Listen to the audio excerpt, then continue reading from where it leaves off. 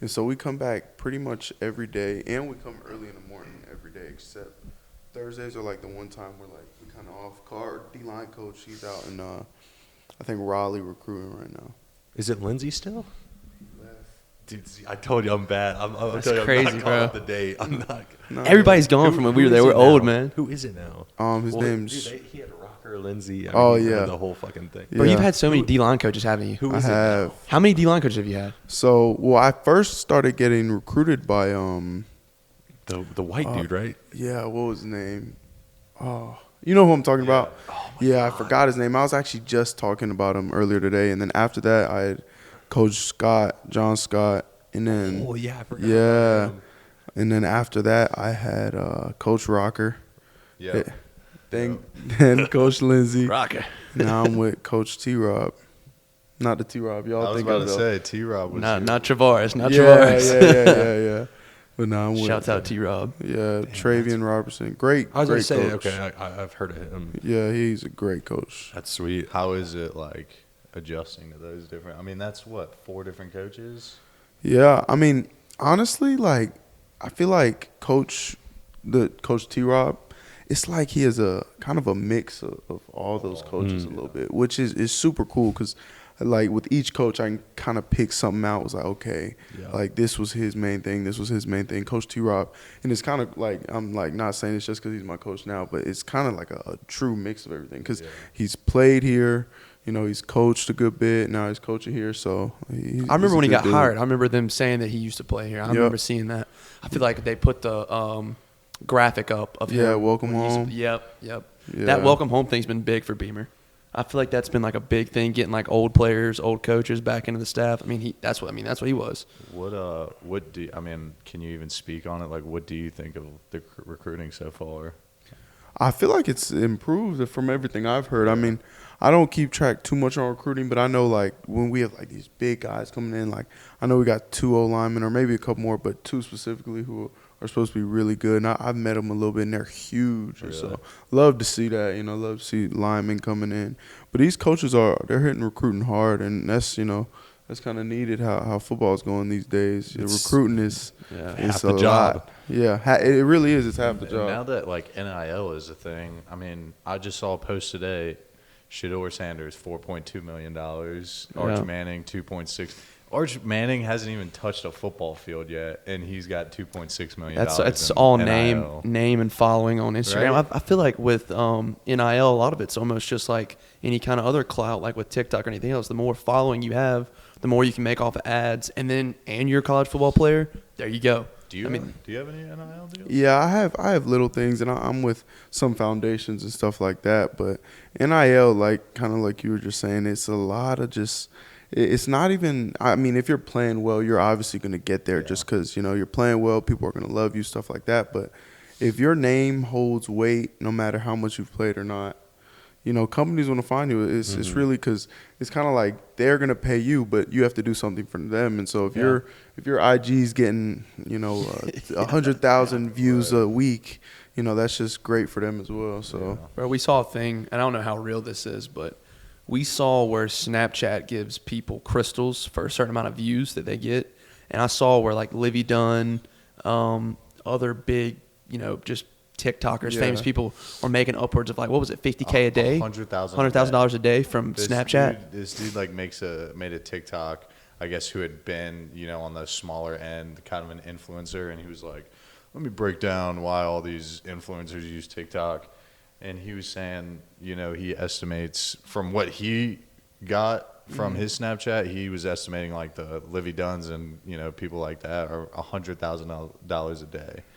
That's But insane. Like, I didn't believe that, That's but odd, either dude. way, though, 100,000 even if it's a like day. 10 to 20K Yeah. a day, that's ridiculous. Yeah. It's ridiculous. But And that kind of makes sense because I know like when I'll be on Snapchat or anything, you'll kind of see like if an influencer pops up in like the bottom part, they'll just spam their story with just pictures. and that's what they said. You apply for that spotlight, so you put all your Snapchats to that spotlight, and then like you get it. But it's ridiculous, man. Can you go into the?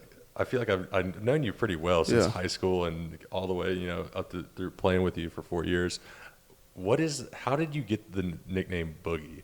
Yeah. Because I have no clue. I just know that I've called you it pretty I much. think, my I entire think I life. might be I'm definitely the only one in this room that knows. You that. know? Yeah. Okay. I just called you Boogie because Corbett did. Yeah, well, and that's the thing. Like, I mean, I've had teachers to adult. Everybody calls me Boogie. I actually don't remember where everybody knew me as Alex. I don't think that was ever even a thing. Yeah. But when I was super young, like before I could even remember, my brother saw me crawl. He said I crawled really fast, and he said, "Look at him, Boogie." Started playing football at 4.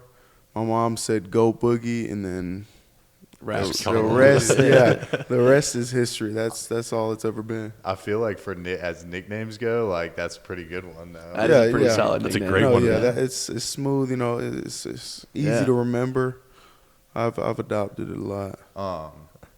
You just had a birthday, so happy belated birthday. Yeah, Appreciate happy belated, that. man. Did Jordan Birch also have his birthday? He recently? did. He did. Yeah. Him.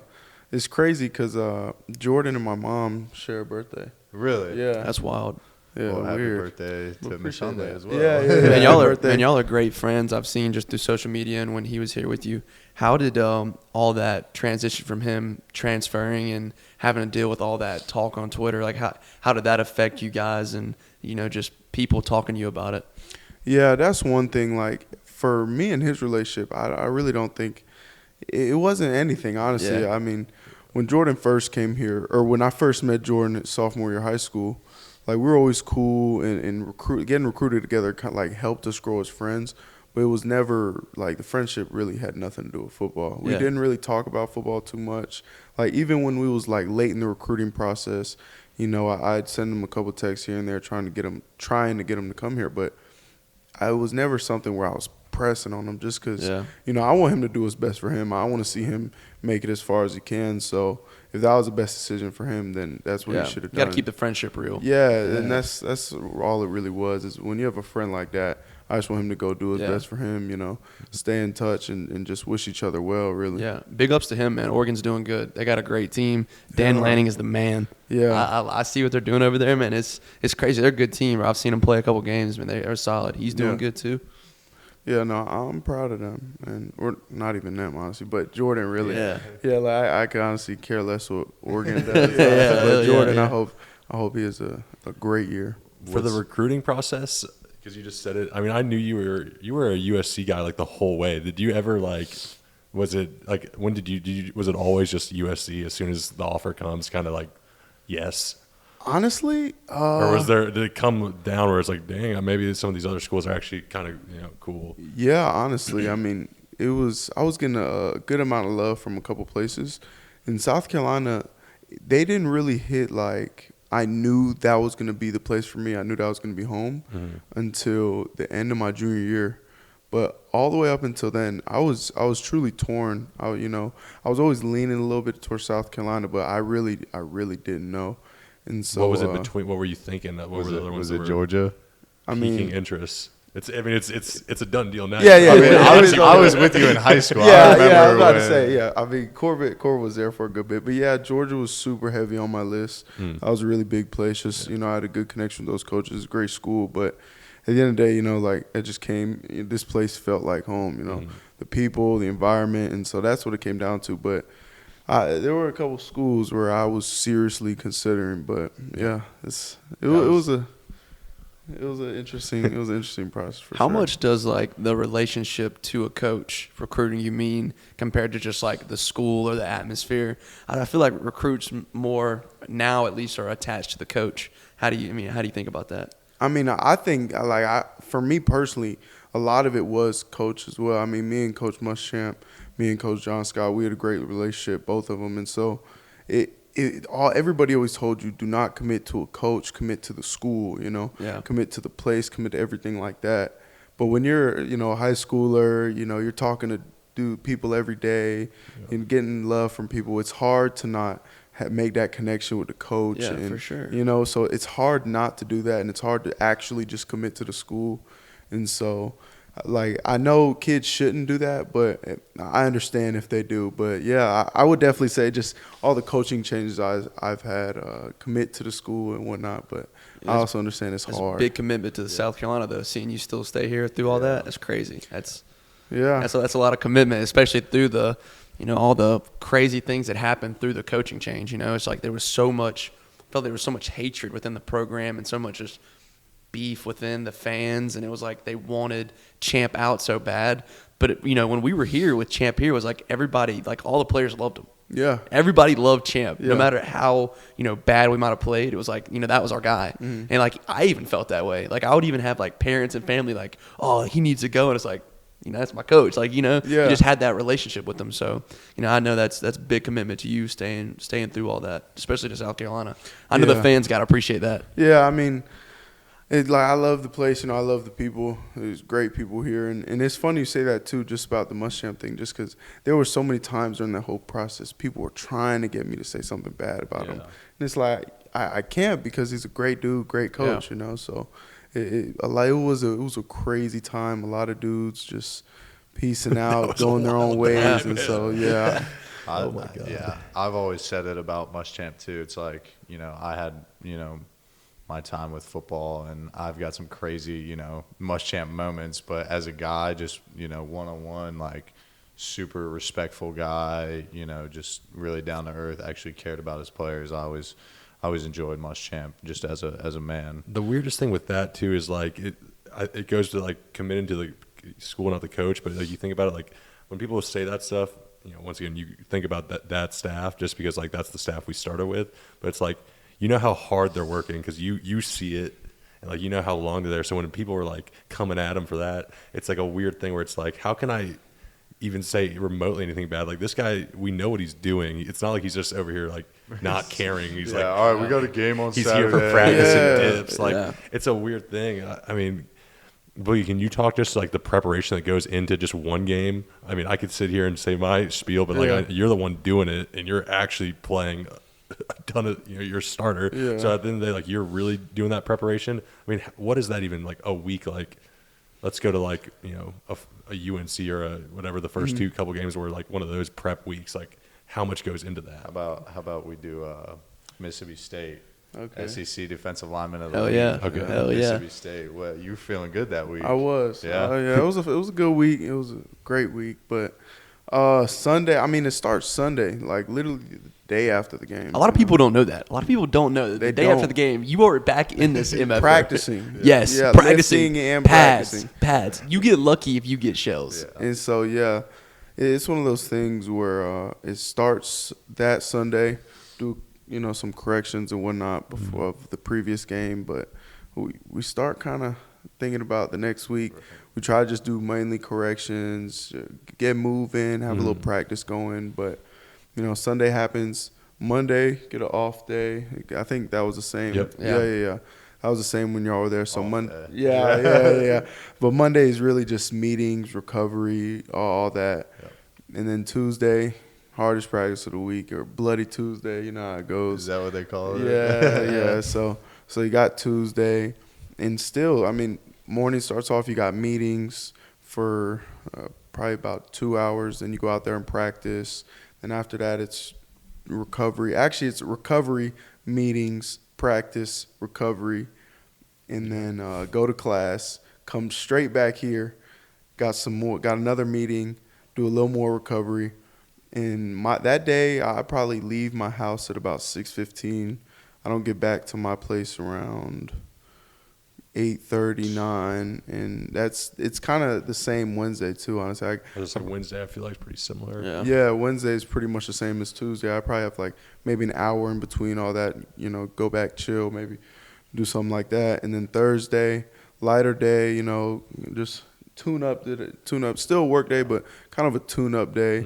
Still got that rehab meetings, practice, rehab, and then Thursday, you get a little more off time, kind of catch up on school, whatever do on the weekend, like homework, anything like that. That's when I'll do Thursday, just so once we get to the hotel, I don't have to worry about any of that because it probably won't get done if I have to, honestly. And so Friday, get in here, rehab, meetings, walk through, get on the bus, go to the hotel. Once you get to the hotel, dinner, meetings. Oh, it's the whole thing. The whole thing. You It's locked in that hotel. It's Yeah. different there. Oh, yeah, The yeah. hotel's diff. Yeah, you get a hotel, it is serious. It's not, but yeah, that laughing, all that. No, that Once shit's you're in out the meeting- window. Yeah, and so you do that, then you go to your room for a little bit, then it's game day. But the whole week and for the whole season, really, it's football. Yeah. You know, you got to lock in. I do because you mentioned, I traveled a handful of times, and being in that hotel room like the day before or the day of, I remember Texas A&M. It was a night game. We were in the hotel all damn day. What's your like mentality when you're at the hotel, like Friday before the game, Saturday leading up to the game? Are you like I was kind of a nervous Nelly. Like I was really anxious. I wasn't even playing, and I was like, "Oh shit!" Like I'm kind of nervous. Are you kind of past that, or do you always get those like pregame jitters? Honestly, so the first game I played in my freshman year was against Texas A&M. That was when we had the all SEC schedule. No fans really in the stadium. It was later in the season because I got hurt during camp, or right after camp. I remember that. Yeah, and so I was in the hotel. It was a night game too. I was in that hotel Friday and Saturday, nervous. Yeah. I'm talking, dude. I roomed with Rashawn Lee. He's still here. He if he was here, he would tell you. He'd laugh. I was nervous. Like I was, first game, just coming off an injury, nervous, and I went out there. I didn't play awful. I didn't even play bad, but I didn't play how I wanted to play. Right. And so after that, and then after going through the fall camps we go through, and then you kind of just get your confidence. And now I'm a very relaxed, nonchalant before the game, just because I'm if I get either overhyped or don't, I'm a real even guy. Yeah. I don't like to get too much of anywhere, just because I don't want my mental to go out the window or anything like that. And so I just like to just be myself until Gamecock walk once Gamecock walk hits, that's when I'm kind of I'm kind of getting in that mode, kind of getting in the zone. That's sweet. What's the Gamecock walk like? Is it long? How's it feel? Honestly, the Gamecock walk, that if you're somebody who has like a struggle getting hyped up or anything like that, It'll get you do right. the Gamecock walk and you're gonna walk down. You're feeling like the man. Yeah. Like, you're feeling like that guy. Like you walking down, you're hearing your name called, dapping up these kids, and it just keeps going and going. Man. Yeah. Oh my gosh, you're feeling like that, dude. What's your pregame mix? What's your favorite rapper right now? Well, my favorite rapper right now, not my pregame guy, but it's Drake for sure.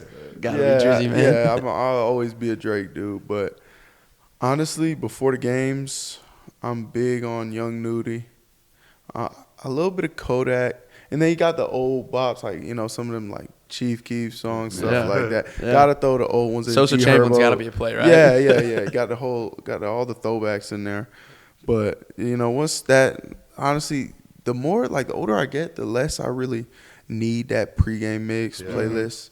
Because now it's just when I go out there, I'm like, okay, let's play. Kind of all that time. That's why I'm not a big night game fan, just because there's so much time in the day. Yeah. Like, I'd rather the game be at 9 in the morning if we could, like back in Pee Wee days. Just wake up, go play. I'd love that, just because game day is game day. You're ready to go when you wake up. Exactly, yeah. So that's crazy. You where said I'm the at. age thing about just being hype and like the matureness. I could see that because obviously I was friends with Pat when I played, so I was friends with a lot of the tight ends like Jacob August, Kyle Markaway, and those guys were older when I was a freshman, and they carried themselves so differently. Like you didn't see them like they just walked around. They just had that like kind of mood to them where you just knew they were just ready to go at all times. And like you saw the freshmen come in and they were all so jittery and ready, had a different energy. That's a weird thing you say that, because that's what I kind of wanted to ask you next, because like you're talking about the games, how it's now like a nonchalant, like you're just very locked in, like not too high, not too low.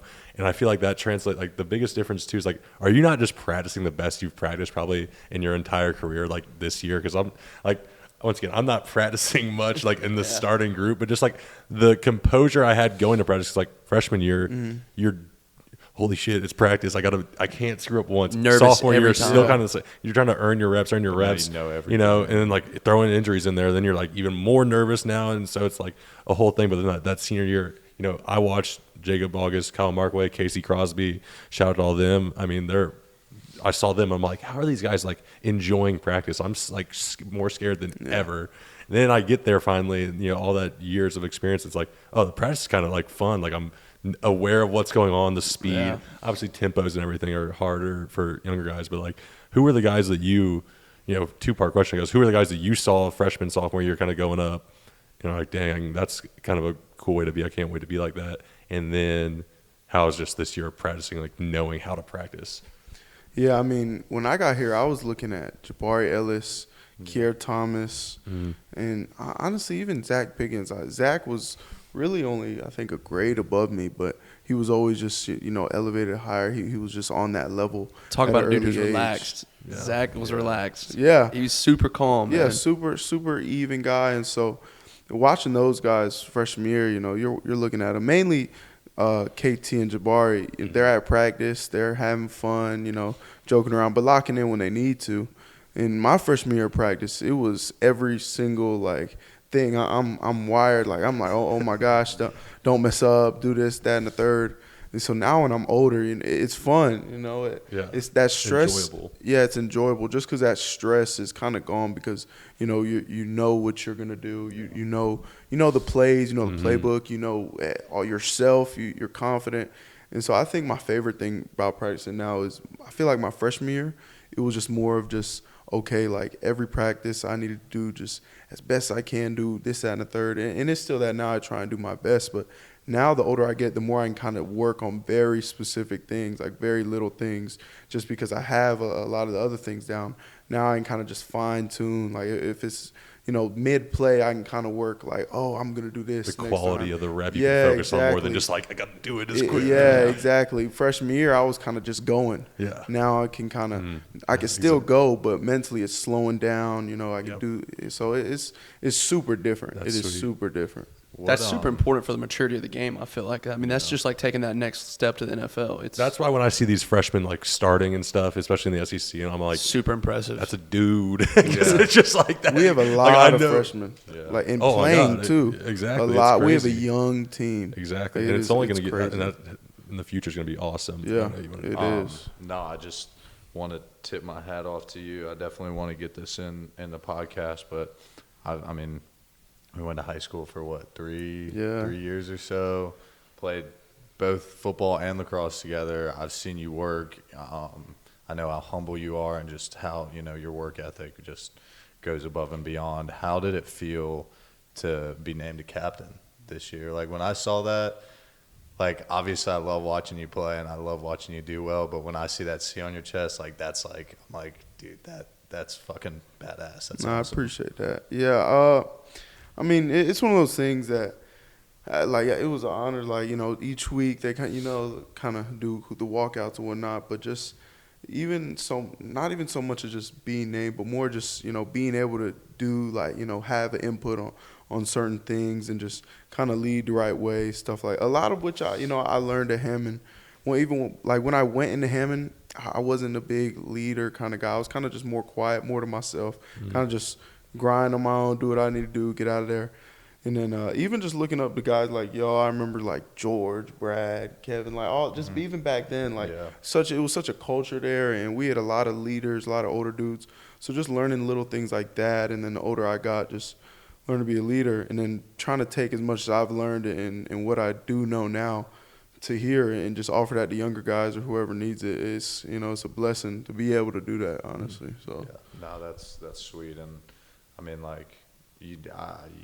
guys are looking up to you, and it's kind of crazy when you're at this high level of football, SEC football, and you have guys looking up to you. That's pretty sweet. yeah, That's important to the culture that a lot of people miss Yeah. about how that gets passed down from not just coaches, but to the leaders of the team to get past those younger guys to keep that, the camaraderie and the team feel, and you have that where you're just trying to make the next guy better. And I feel like when that's passed along to those guys, it makes the whole team just better for the future. Yeah. And I feel like that's something that might have been kind of lacking in the Muschamp era. Is we were so focused on winning that we didn't really focus on the actual individual and the player and the person.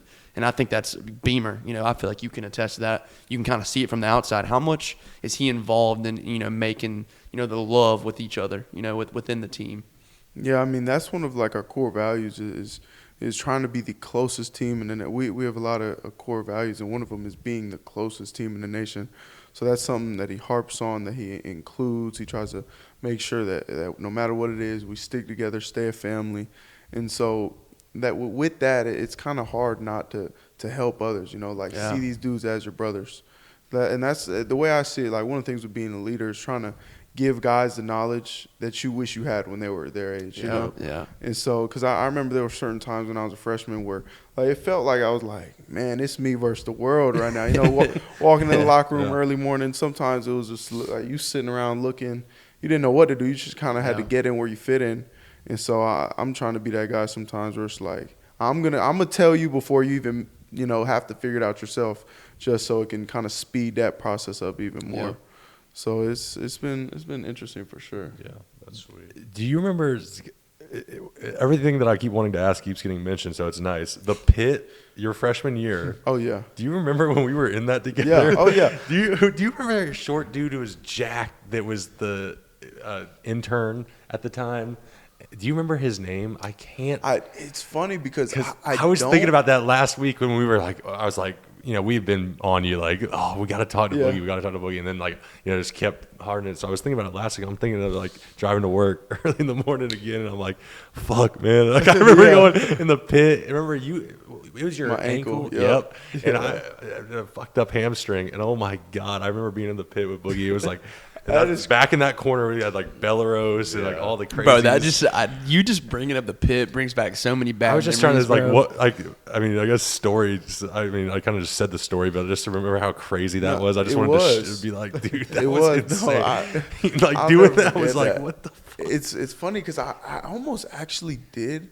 Like, I haven't thought about that so long. So now that you say that, I'm thinking about it like the sand, bro. Oh my gosh. That was 3 years ago. No, that's the thing. Like, I feel like I've heard it being called the pit, paradise. Paradise. And that's now, what Belarus called it. Yeah. And Dillman called it paradise. Pit. I mean, that is just where souls go to die. Bro, it's so different now. I hate to throw. What is it? Is it RTP, return to play. Return to play. Really? Return to play. I mean, it is like, it's super like kind of professional. Honestly, just trying to get you back on the field. Yeah. That's so great to hear. That's great to hear compared to what I know the pit was. Yeah, just doing certain things, kind of get you back ready, whatever that is, like whatever your injury is, kind of doing that. I remember there were times we're sitting back there, going through it with certain things. And so it's like thinking about it now, and that's what's kind of funny is because I remember the times, like, on game days, if you're not, if you didn't travel, like you're sitting in the little room, do whatever. And just thinking about stuff like that, it's like, it feels like so long ago, but it wasn't. That's where we got Agoge the name from on Fridays, because we had the Agoge. That was the workout. I was actually going to ask y'all that. That's where we got the name from, Agoge, because Dillman made a Friday workout for guys who were walk-ons and didn't travel. Yeah. That was, you had to go to that lift. Yeah. Bro, it was hell. Developmental lift. Developmental lift. Yeah, it was hell, bro. It was hell, bro. Was it good? Yeah, I did 1 day of it, the first day. Well, not even. I did like half a day, really. I remember like every door's closed to the indoor. We have no idea what's going on. They cracked the garage door like this high off the ground. We got an army crawl in the facility, in the indoor. Just heavy metal music's blaring. They're just like, start running around the field. And bro, did you ever meet Losi? I didn't. Do you remember him a little bit? He just said he didn't meet him. I didn't know if you remembered him, like his name. Losi? You remember that guy? No. Wait, you don't remember? No, the thing is, like, I feel like here, if you describe him, I'm actually no. There's certain people you just hear. He just was wild. But I'm thinking of Coach Wilson for Hammond, the running backs coach. Yeah, he was kind of like him, but like 10 times more crazy. Really, like Losi was just like a fucking nutcase. He Honestly, he was a character. Anyways, one of our days for the Agoge, he's like staring at one of those like glass windows at the indoor, and he's just like looking out the window. Like people are like crossing by, and he's just staring straight out. And it's like they made it like extremely OD for a good reason, but for bad reasons. Yeah. Speaking of another bad reason, the pit. I got a funny story about the pit. So one of those days that I had one of my concussions, I went back inside the indoor, and they're like checking me out or whatever, and Chad Terrell came in. And he was hurt.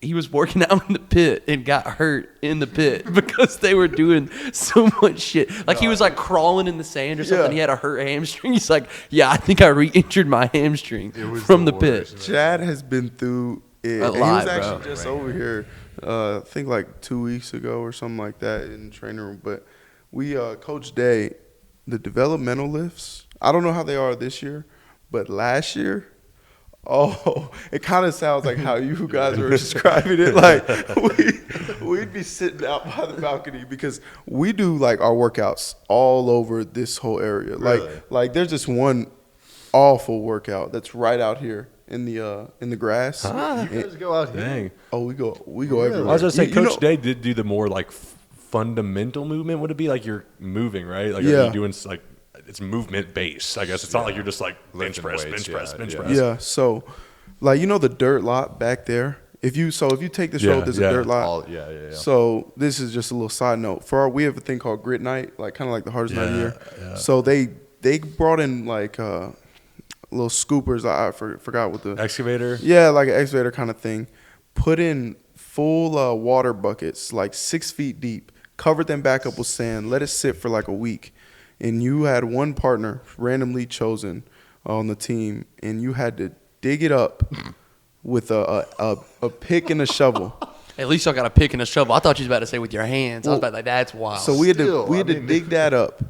We had to grab the bucket from 6 feet out. Like I remember, I'm grabbing the bucket, and my partner Emery Floyd, he was holding me by my legs. I had to hold your legs. Yeah, right? yeah, holding me by my legs. So we're grabbing it up. We had to take that bucket all the way to the stadium, and it was like a race. And so we had to dump it in. I mean, we've done some crazy stuff. Like we've got like 100-pound balls, put them on our shoulder, run to the stadium, up the ramp, across the stadium, down the ramp, across, back. Had to do that in like under 18 minutes or something. I feel like I saw that video. It was one of the hardest things I've done. No shot. It was for sure one of the hardest things I've done. But those developmental lifts, last year, You're hearing the young boys be like, "Bro, I swear to God, I'm not going this Friday." the thing is, we're sitting out there. We have like we're eating, about to go into meetings before on our Friday, and they're doing it out there. And so we go on the balcony, and we start like trying to cheer them on, and we're dying laughing. And when I tell you, like their faces, they're just going through complete agony, just struggling, and they look rough. Like I mean, rough. Do you remember the day of the? I don't know if you were in there with the Agoge when Cole Hanna and Shiloh Sanders almost got into I was it. in there. I was in there every day, unfortunately. Bro, they were doing like we were doing like med ball tosses, and you had to like broad jump with the med ball. And for some reason, we were doing like some kind of counting exercise where like you the guy beside you was like 50 of us lined up. He had to jump and say his number, and then you would jump and say your number. Well, Shiloh kept messing up his number. And like I think at one point in time he was doing that shit on purpose because he was just mad at Dillman. And like Cole Hanna like threw like a fit, bro. It was like this is fucking bullshit. Like just going around. And I just geeking. It was Cole Hanna and Shiloh Sanders. And like I don't know that. Speaking of back on those lifts, bro, it's different. Like that's just a different atmosphere. Those developmental lifts like not the same as like a full team lift. Like even in the winter, it's not even the same. What other than football? Get off that topic a little bit. What you've been up to? I mean, like I know football consumes a lot of your life, but I mean, shit, we played lacrosse together. I see you kind of. I miss lacrosse. Dude. I do miss lacrosse a lot. Like that's the older I get, the more I'm like, man, I miss lacrosse because that's a fun sport. Like that is the two biggest some of the biggest haters over here. Lacrosse is so like I wish somehow like it could be like an alumni game at Hammond or something. Oh, yeah. Like I'd love to just pick the stick up, go play again. It was oh my god. So get this, but I want to have you actually think about this. He thinks that he could like score on if like 1-on-1. If I were playing defense, he were playing offense. He could score on me, and vice versa. If he was playing defense, he could stop me. Why? Like, why do you think that? I just think that I would just like run at him with a stick and just throw it in the net. There's just no way. You can't even cradle the yeah, ball. there's just no way. We've kind of not tried it, but I've like got on one of his sticks before and ran with the ball. I definitely would have to learn how to cradle. But if I could, the most like if no one had ever played basketball, I'd give like a person a 30-minute clinic on how to dribble. If you gave me a 30-minute clinic on how to cradle, I could score. I would say. No, that's insane. Bro, really? No, it is. It is. That is a crazy statement, Bro, this is coming from the same guy who thinks he can take on a tiger in a cage with a Bowie knife. It was a samurai sword. Okay. And I low key kind of get where he's coming from though. With the samurai but sword. he thinks he can take a tiger with a samurai sword. I'm with you on that. Bro, right? I'm with you on that. I actually, Dude, thank you. We're just bigger bodies, so we think that like, but it's still like I think like a Let me hear your samurai reasoning. sword is a no-brainer. A Bowie knife, then we might be able to debate a little bit. no-brainer. No-brainer. But Bowie knife, Like a I don't think you're gonna cut through its tiger in a skin, bro. cage? I don't think it's gonna cut y'all through are your skin. gassing up It's their a weight too. cut. It It's ain't that much. No-brainer. No, like, you're wild. We have these crazy conversations in the training room, like, especially about animals, just like crazy scenarios. And one I even posted on my story. People didn't think I could beat a kangaroo in a fight. I Oh, saw bro, that. yeah, This was this past week. That's You ridiculous. don't- That you video that. you put up was fake. No, that was a real video, bro. It was on the news. That's real. Yeah, that's real. He So the stuck his kangaroo ass. had its dog. I know that. I thought that was a fake video. No, the way he bro. kind of like squares up to It just hits him, stuns him. I'm telling you, it's. I got you. Dude, I have you got you seen there. some of those big ass kangaroos? bro? Who's saying that you're not beating that? I want to know. Like literally, it was like a 50-50 split. And That's so crazy, There's bro. a lot of animals. Like we'll be sitting there. We'll be like, okay, everybody in this room. they- if they let out like 3 grizzly bears, what's that's happening? the thing where it's unrealistic. Like, I get I'm not beating no grizzly bear, but like a tiger dude With a samurai sword. on, Yeah. tiger. 800-pound tiger in a cage with you? Let me get That thing's your paw thought on is this the with the size of your Bowie knife. With the torso. Bowie knife, this is your strat, right? I'm gonna have to put down the mic. You cover up like you give it the arm to bite here, right? You give it the arm. Oh, you have to sacrifice something. Exactly. So like, I could tell them this is how I win with the Bowie knife. Bowie knife here. Give it the arm. It lunges. Get just right here. Just let it fall. Dude, I think we survived that. I like I it. don't think. First of all, I don't think that like tiger is just. It's a wild animal. You don't think that thing gets bit and beaten up? Like a stab mark isn't going to stop the thing if it's. You're gonna have to get in the actually gonna throat. kill I think you're you. just gonna have to get in the jugular. Like, it's gonna That's be like the okay, only this is way. It's getting shot. gruesome now, but that's my thought. Okay, this is my logic. I mean, I feel that though. I have that same confidence. I'm taking on Aaron Donald 1-on-1. Like I take him. Let in me a fight. let me Now, completely. that's where you lost. I'm it. telling big you, arm, Aaron bro. Donald. I'm telling you, bro. I'm taking him 1-on-1. If I take his back, he's out. How are you gonna take his back? It's simple, bro. It's simple, bro. He That thinks, dude's neck so I'm thick. telling you, I'm taking his back. I don't even think he can take a punch, bro. Can I really don't 180 think it? so. Can I 180 it real quick? I'm and not. I ask think you- Aaron Donald beats him. Okay. Okay. A lot. So I go to Charwood a good bit, just close. You know, I like the course. And then Columbia, that's right across. I live on Windermere, and then Cobblestone know some people. So I've gotten lucky for golf, and I've had the itch here and there. Yeah. Are you a lefty or righty? Righty. Okay. So yeah, I mean, my thing is I just started breaking 100. Like, I'm not a good golfer. I mean, that's. Yeah. But I mean, the dude, thing that's is, it's like, That's pretty like if I good. golf like every day of the week, which I haven't, but if I were to, I'd probably break 100 probably 3 times out of the 7. But the Dude. thing is, coming from where I started, because I was bad, like, I'll take that. Like, Hell I'm not yeah. a golfer. I'm a football player. You know, I do stuff.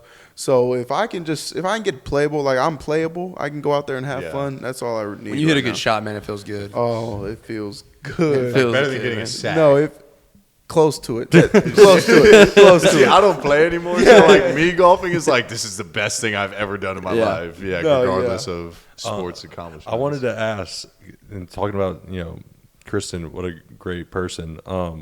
What she did with the cooking program. I remember you were always cooking. I was like at the point in my career where I was like, I'm old, I'm tired, I'm fed up, I got school, I don't even want to like do anything extracurricular. Looking back on it, my ass should have been in there cooking because I enjoy cooking a lot. I like to cook.